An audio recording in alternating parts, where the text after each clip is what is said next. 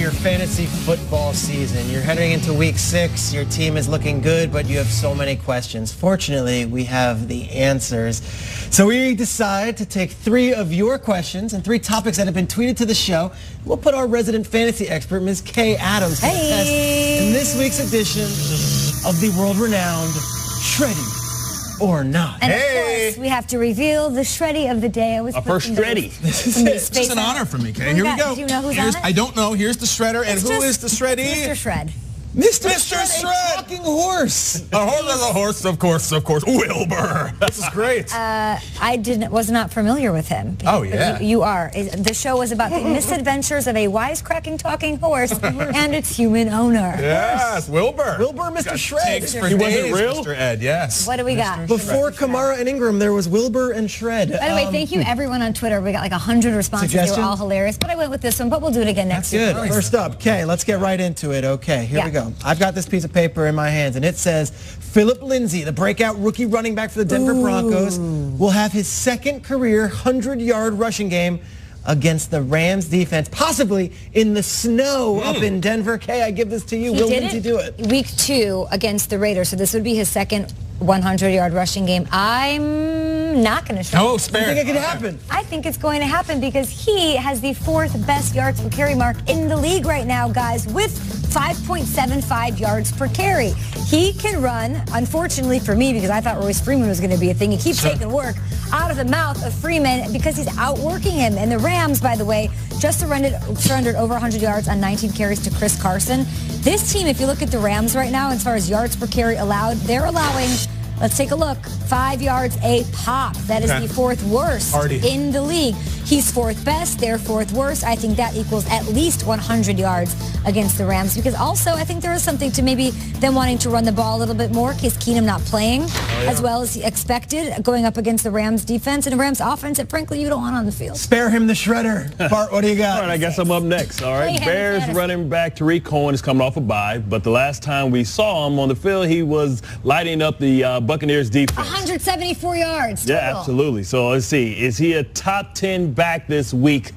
Shreddy or not? I like it, Bart. Oh, look out. You got to get fumble. I'm going to say, and there's so many questions on Twitter about this because he had that brilliant game before the bye, and they're like, shoot, do I start playing him instead of Jordan Howard? I have to shred this. And little Smokey. So explosive. Shredded Smokey.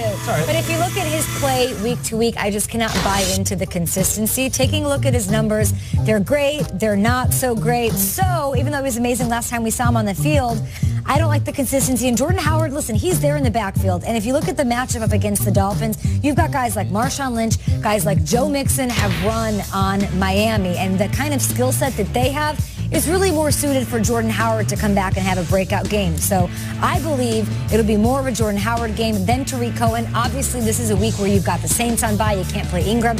You can't play Kamara. So if you have to play Tariq Cohen as your flex, your RB3, even your RB2, you'll be okay. But I don't think he'll be a top 10 running back when all is said and done. I love the trolling going on. Tariq Cohen tweeted out a pic saying, "Who's bigger than me?" And Ty Gurley responded, "Everybody." That's good. I mean, we love him, but in fantasy, would you play him? No, Matt Nagy, I think, loves this conversation. I think he has us right where he wants us because we don't know what the hell's going on. That's exactly what he wants. Unpredictable. He's their Tariq Hill. He's their Tariq Hill and DeAnthony Thomas. He's their gadget guy. All right. Explosive play. At running back, he's playing the role sort of that I thought Taylor Gabriel would be playing consistently. But you're right, Nagy has me thinking, what am I doing here? But hopefully, give Jordan Howard the ball. Yeah, and this week Taylor Gabriel could play the Taylor Gabriel. 100%. We don't know. Let's talk about the superstars. Let's talk about the QB1s. Okay, what do you got? A couple of guys who could be the Shred X Aaron Brown winner of the week. Tom Brady Mr. Shred outscores Patrick Mahomes on Sunday night. The big one, Kay Adams. You guys just gave me this one because you want me to pick Tom Brady over Patrick Mahomes. Do what you will. Tom Brady will outscore him on Sunday night in Can Foxborough. you do it in the Mr. Ed voice? There it goes. Do it in the Mr. Ed voice. Twitter tweeted Mr. Ed. That's so weird. This is whoever sent this in. Champagne problem. Wilbur. Looking at NFL.com rankings right now, this is the 1 and 2 quarterback, respectively. And it will be a pew-pew high-scoring game in Foxy Town. However, you can't, at this point, go against Patrick Mahomes.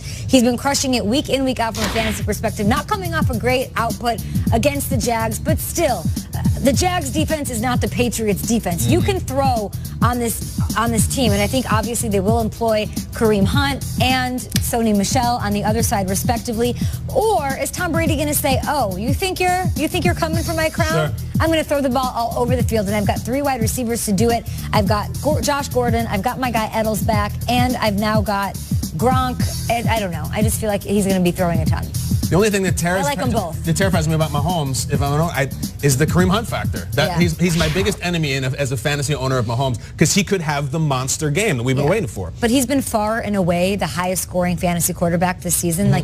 It would be irresponsible as a fantasy owner to take him out of your lineup. The data's starting to fill up. Really in any matchup. What? The data's starting to fill up. Well, it's got a thing here that defensive coordinators now have 4 games and 5 games and 6 games that you see tendencies. You see where he likes to roll. We all get the pie chart. We all get the pie chart. Maybe Mahomes' numbers start to dip. The question is, can Andy Reid keep him afloat and get it creative enough where there is nothing you can predict? Well, we saw this offense last year get off to a fast start, and it started with really destroying the Patriots, who really can't have a pass rush, but they continually circled the defense and got outside. You got to believe that Bill's going to shore that up and take that away this year. You think that the Patriots could have the personnel to slow down Mahomes and that speed of that offense? Oh, not at all. The best defense for the Patriots is the offense. Yeah. Do they do the whole 30 carry game, 40 carry game where they feature the running backs and keep Mahomes on the sideline, which puts tremendous pressure on him when he's behind to get in? And does he believe in that arm too much and take too many chances? In other words, play Sony Michel, who's emerged as their feature back out of nowhere, but because they usually don't have one,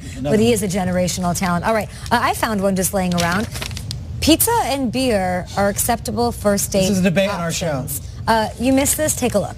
Just get up to speed. First date with a young lady and you take her to pizza and beer? Yeah. What do you want? A pheasant under glass? Yeah, we're taking a tavern on the green. We're taking her to a Jones in Santa Monica. It's a great place, Peter. It's a lot of first dates ended up in a 5th date. Did you pick her up or you tell her to take an Uber? What was? Bart, I've heard from these two. It is almost about to be shredded. What do you got? How old are we? In high school? What are we doing? You can't mess up your clothes. There's sloppy eating going on right there. You got to take her somewhere with some music where you can get a little ambiance, or maybe a movie, not pizza and beer. Sorry, I'm not taking my date to the French Laundry on a private jet like Schrager and Bart. You find out if she can drink, if she can eat, if she can play darts. You can make out at the table. I love pizza. I love beer. Yeah, Adams. Are you guys kidding? Pizza, we got a coupon?